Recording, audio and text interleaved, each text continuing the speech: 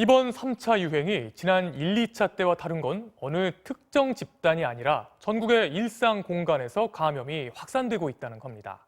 집단 감염지를 하나 발견해서 조사하고 차단을 하면 그새 연관된 또 다른 집단에서 꼬리를 물고 감염이 이어지고 있는 상황입니다.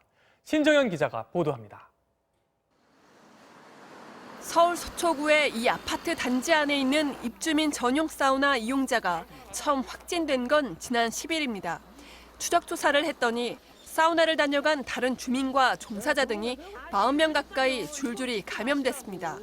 9일 뒤엔 이 사우나 이용자가 다니는 헬스클럽에서 추가 전파가 발생해 32명의 확진자가 쏟아졌습니다.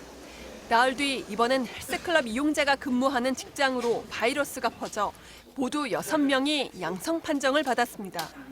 사우나에서 시작된 집단 감염이 다른 집단으로 연쇄적인 N차 전파를 일으키면서 집단 감염의 종류와 규모를 키우는 악순환이 반복되는 겁니다.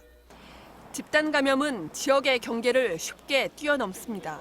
충북 제천의 김장 모임에서 시작된 감염은 보름 만에 전국 곳곳으로 번져 25명이 양성 판정을 받았습니다.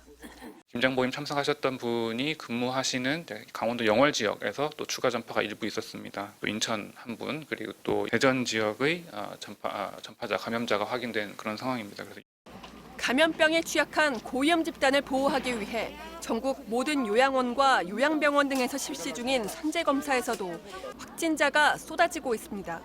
현재까지 서울과 경기, 충남 등 8개 시설에서 100명의 환자가 나왔습니다.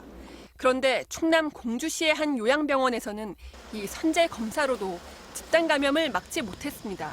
검사 당시 음성이었던 직원이 나중에 외부 지인 모임을 통해 병원 안으로 바이러스를 옮겨 환자 13명과 간병인 3명 등 현재까지 44명이 확진됐습니다.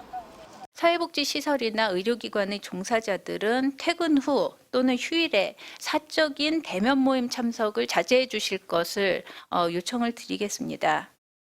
역학조사가 확산세를 따라잡지 못하면서 언제 어디서 감염됐는지 알 수 없는 비율도 계속 높아져 16%를 넘었습니다.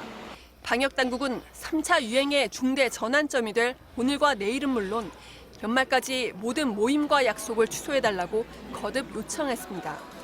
MBC 뉴스 신정현입니다.